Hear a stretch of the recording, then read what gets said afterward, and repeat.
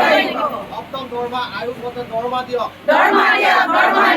Pay scale প্ৰদান কৰক। Equal work equal pay প্ৰদান কৰক। আমাৰ ন্যায্য দাবী মানিব লাগিব। সপ্তম দৰমহা আয়োগ মতে দৰমহা দিয়ক। পে স্কেল প্ৰদান কৰক। ইকুৱেল ৱৰ্ক সপ্তম দৰমহা আয়োগ মতে দৰমহা দিয়ক। পে স্কেল প্ৰদান কৰক। ইকুৱেল ৱৰ্ক ইকুৱেল পে প্ৰদান কৰক। আমাৰ ন্যায্য দাবী মানিব লাগিব। সপ্তম দৰমহা আয়োগ মতে দৰমহা দিয়ক। আয়োগ মতে দৰমহা দিয়ক। পে স্কেল প্ৰদান কৰক। ইকুৱেল ৱৰ্ক ইকুৱেল পে প্ৰদান কৰক। আমাৰ ন্যায্য দাবী মানিব লাগিব। সপ্তম দৰমহা আয়োগ মতে দৰমহা দিয়ক। পে স্কেল প্ৰদান কৰক। ইকুৱেল ৱৰ্ক ইকুৱেল পে প্ৰদান কৰক। আমাৰ ন্যায্য দাবী মানিব লাগিব। সপ্তম দৰমহা আয়োগ মতে দৰমহা দিয়ক। পে স্কেল প্ৰদান কৰক। ইকুৱেল ৱৰ্ক ইকুৱেল পে প্ৰদান কৰক। পে স্কেল প্ৰদান কৰক। ইকুৱেল ৱৰ্ক ইকুৱেল পে প্ৰদান কৰক। আমাৰ ন্যায্য দাবী মানিব লাগিব। সপ্তম দৰমহা আয়োগ মতে দৰমহা দিয়ক। পে স্কেল প্ৰদান কৰক। ইকুৱেল ৱৰ্ক ইকুৱেল পে প্ৰদান কৰক। এগৰাকী এএনএম হয়। আমি 2006 চনৰ পৰাই চাকৰিত কাম কৰি আছোঁ এই NRSMত। কিন্তু আজি পৰ্যন্ত আমাক ছাৰে কিয় চকু মেলি চোৱা নাই আমি নাজানো। আমি কিন্তু মানৱ সেৱা যিমতে কৰিবলৈ কয় সদায় তেনেকেই কৰোঁ। কোনোদিন আমি তেনেকৈ অৱহেলা নকৰোঁ। যি বিচাৰে তাকে আমি ধৰক ৰাতি লাগে নুশুৱে তথাপিতো আমি বস্তুটো উলিয়াই দিওঁ। আৰু ধৰক আমাৰ যেনেকৈ চাব চেণ্টাৰত ধৰক প্ৰেগনেণ্ট বা ইনফেণ্ট বাচ্ছাৰ একো নহওক বুলি আমি সিহঁতৰ লগত সদায় যোগাযোগ কৰি থাকোঁ যাতে একো অসুবিধা নহওক। কিন্তু আমিয়ে নিজৰ মানসিকভাৱে দুৰ্বল হৈ গৈছোঁ। আজি 19 বছৰ হৈ গৈছে। বৰ্তমান কিন্তু ছাৰে আমাক বহুত আশা দিছিলে। তেখেত প্ৰথম আছিলে স্বাস্থ্যমন্ত্ৰী, এতিয়া বৰ্তমান গোটেই মুখ্যমন্ত্ৰী, আৰু তেখেতে আমাৰ ভগৱান, গোটেইখনৰ কাৰণে ভগৱান তেখেত। কিন্তু তেখেতে আমি সদায় আশাবাদী তেখেতে আমাক চকু মেলি চাব, কিবা এটা ক'ব। সদায় কেতিয়াবা অকণমান দেৰি সময় পালে টিভিটোত বা মোবাইলটোত আমি অনলাইনো কৰোঁ, চাওঁ ছাৰে কিবা এটা আমাৰ ওপৰত দিছে নেকি। সকলো দেখোঁ ভাল, কিন্তু আমাৰ একো নেদেখোঁ। সদায় আশা কৰোঁ আৰু আমি নিজকে মানসিকভাৱে ভাগৰি গৈছোঁ। তেনেস্থলত আমি মানৱ সেৱা বা মানুহক কেনেধৰণৰ বুজাম আৰু কেনেকৈ ক'ম কেতিয়াবা তাকে ভাবোঁ। কি হ'ব, ক'ভিডৰ সময়তো আমি কিমান কষ্ট কৰিছিলোঁ। গোটেই মানুহ সোমাই থাকে কিন্তু আমি ঘৰৰ মানুহখিনিও সোমাব, কিন্তু আমি ওলাই ঘূৰি ফুৰোঁ। ৰাতি 9টা-10টালৈকে ভেকচিন কৰোঁ। সেইবিলাক কথা কোনে দেখিব। গোটেই গাঁৱৰ লাইনে বোকাই ঘূৰি ফুৰোঁ। পৰিছোঁ, নিজে দুখ পাইছোঁ, চকুতো দুখ পাইছোঁ। বহুত কষ্ট কৰিছিলোঁ, কিন্তু আজিলৈকে আশা কৰি আছোঁ ছাৰে আমাক কিবা এটা দিব। কিন্তু আজি পৰ্যন্ত আমাক একো দিয়া নাই। সদায় সেয়ে আপোনালোকৰ যোগেদি কাতৰ অনুৰোধ কৰিছোঁ স্বাস্থ্যমন্ত্ৰী, মুখ্যমন্ত্ৰী আৰু সকলোকে কৈছোঁ আমাক চকু মেলি চাওক, আমাক দিয়ক। আমি সেইটোৱে ভাবিছোঁ। একেলগতে আমি ট্ৰেইনিং লৈছিলোঁ, একেলগতে গোটেইখিনি পাছো কৰিছিলোঁ, কিন্তু সিহঁতে ইমান দৰমহা পাইছে আকাশ পাতাল। আমাৰ বহুত দুখ লাগে। মই ইয়াৰ পৰাই বিনম্ৰ অনুৰোধ কৰিছোঁ, আমাৰ যিখিনি পোৱাৰ পাই যোগ্য হয় আপুনি অকণমান হাত মেলি চাই দিয়ক। যিহেতু আমি মানৱীয় কৰিছোঁ, মানুহক আমি বুজাওঁ, হেৰি কৰোঁ। আমাৰ যদি মাইণ্ডটোৱে বা আমাৰ দেহাটোৱে ভালে নাথাকিব, চিন্তা কৰি আমি কেনেকৈ কৰিম। গতিকে আপোনাক অনুৰোধ কৰিছোঁ আমাক কিবা এটা চকু মেলি চাওক, এয়ে মই প্ৰাৰ্থনা কৰিছোঁ।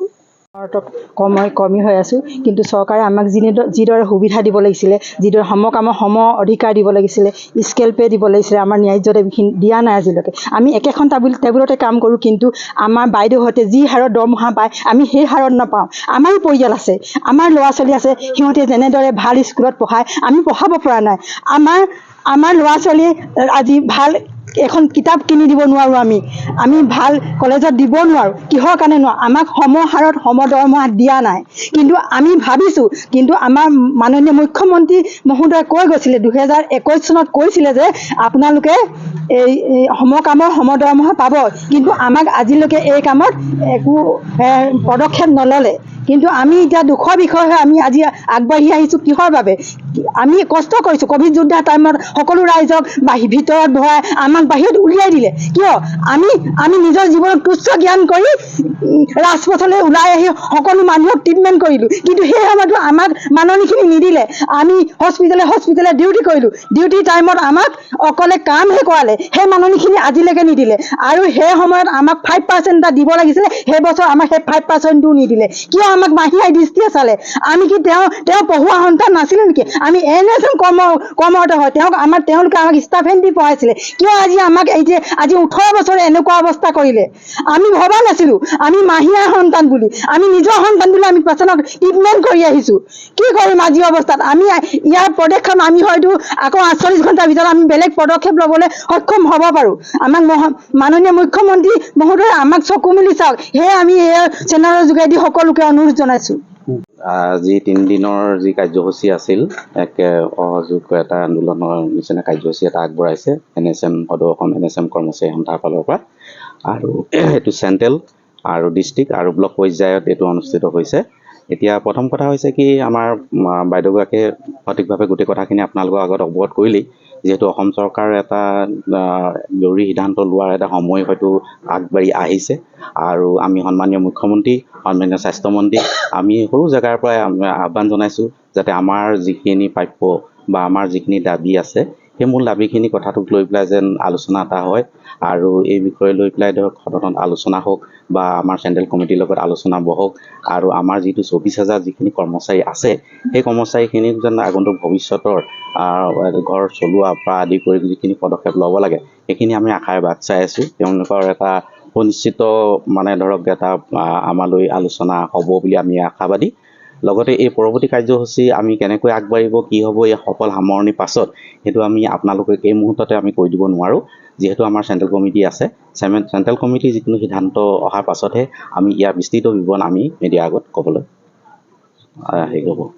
নমস্কাৰ, মই লাহোৱাল ব্লক PSCৰ চব NHM এমপ্লয়ৰ ফালৰ পৰা কৈ আছোঁ। আমাৰ কেইটামান দাবী আছে। এতিয়া আমাৰ চব প্লেকাৰ্ডত চব দাবী আমাৰ লিখাই আছে। আমাৰ দাবী পে স্কেল লাগিব, আমাৰ সমকামৰ সমদৰমহা এইবোৰ লাগিব। তো ইমান দিন আমি খুব পিচফুলি কামটো আমি ষ্ট্ৰাইকটো, ধৰ্ণাটো আমি পিচফুলি কৰি আছিলোঁ। তো আমি ভাবোঁ এতিয়া আসাম গভৰ্ণমেণ্টটো চাগে আমাৰ এই পিচফুল হেৰিটো আমাৰ সাথ দিবলৈ, লগ দিবলৈ তেওঁলোকে চাগে ওলাই আহিব। So' we are hopeful that the CM will respond now for this peaceful strike. So' সেইটোৱে হ'ল এটা মই চবকে দেখাই দিছোঁ। এইটো একটা হলো equal work equal pay, 1 number. আৰু 2 নম্বৰ হ'ল পে স্কেল। আমাৰ পে স্কেল দিয়া নাই, পে স্কেল দিব লাগিব। আৰু এইটো 7 পে কমিশ্যন যোনটো আছে সেইটো আমাক দিব লাগিব। আৰু সমকামৰ সমদৰমহা, same equal work equal pay. যদি আপোনালোকক চৰকাৰে মানি নলয়, পৰৱৰ্তী ক্ষেত্ৰত কি সিদ্ধান্ত? পৰৱৰ্তী এতিয়া আমাৰ যোনটো আমাৰ ডিষ্ট্ৰিক্টৰ কমিটি আছে, তাৰপিছত চেণ্ট্ৰেলৰ কমিটি আছে, ইহঁতৰ প্ৰেচিডেণ্ট ছেক্ৰেটাৰী যোনটো ডিচিশ্যন ল'ব সেইটো মতে চলিম আমি।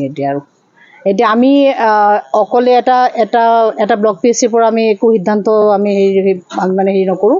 একগোট হৈ চবে যোনটো সিদ্ধান্ত ল'ব সেইটোৱে আমাৰ হেৰি কৰা হ'ব। অল আছামৰ যোনটো হেৰি আছে তাৰ পৰা যোন ছেক্ৰেটাৰী প্ৰেচিডেণ্ট যি হেৰি কৰিব, তাৰপিছত নেক্সট ষ্টেপটো আমি তেনেকৈ কৰিম। ইমান দিন আমি পিচফুলি উইদাউট এনি ভাইলেঞ্চ আপোনালোকে দেখিছে মহাত্মা গান্ধী হেৰিলৈ কৰি আছোঁ। চ' এতিয়া we hope that our CM and our health minister will respond to our this non-violent peaceful activities. যোগাযোগ কৰিছে নেকি? আমাক আগতেতো কৰা হ'ল, আগতে তেওঁক এবাৰ মেমৰেণ্ডাম দিয়া হ'ব এইবাৰৰ ষ্ট্ৰাইকৰটো। এইবাৰৰ ষ্ট্ৰাইকৰ এতিয়া আমাৰ আজি শেষ হৈ গ'লে তাৰপিছত মেমৰেণ্ডামটো থ্ৰু DC বা থ্ৰু চাৰ্কেল অফিচাৰ এইটো দিয়া হ'ব।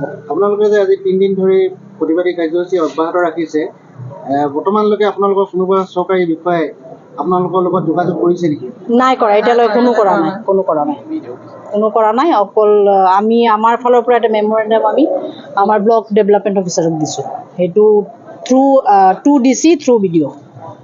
তো এই কথাটো DCয়ে এই কথাটো গম পায়। এতিয়া তেওঁ যদি ওপৰত যদি হেৰি কৰিছে সেইটো আমি গম নাপাওঁ, কিন্তু আমাৰ ওচৰতে পাৰ্চনেলি কোনো আহ নাই চৰকাৰৰ ফালৰ পৰা। আপোনালোকে যি আজি 3 দিন ধৰি যি কাৰ্যসূচী গ্ৰহণ কৰি আছে, চিকিৎসাৰ ক্ষেত্ৰততো অসুবিধা হৈছে, কিন্তু আমাৰ যে 24,000 ফেমিলিজ অফ NHM এমপ্লয়িজ, আমি 2006ৰ পৰা যোনটো আমি চাফাৰ কৰি আছোঁ, আমাৰ যোনখিনি দাবী আছে সেইখিনি আমিও চাফাৰ কৰি আছোঁ ন। সেইকাৰণে আমি এতিয়া এইটো ৰাস্তাত আহিবলৈ আমি এতিয়া বাধ্য হৈছোঁ। চ' ইমান দিন আমি হেৰি কৰিছোঁ, মুখেৰে কৈছোঁ, কিন্তু ইহঁতি একো আমাৰ কথা হেৰি কৰা নাই। চ' ইমান দিনৰ 24,000 এমপ্লয়িজৰ ফেমিলিৰ কথাও চৰকাৰৰ ভাবিব লাগিব, সেইটো আমি আশা কৰিছোঁ। We are hopeful for date. চৰকাৰে আমাৰ কথা এতিয়া শুনিব।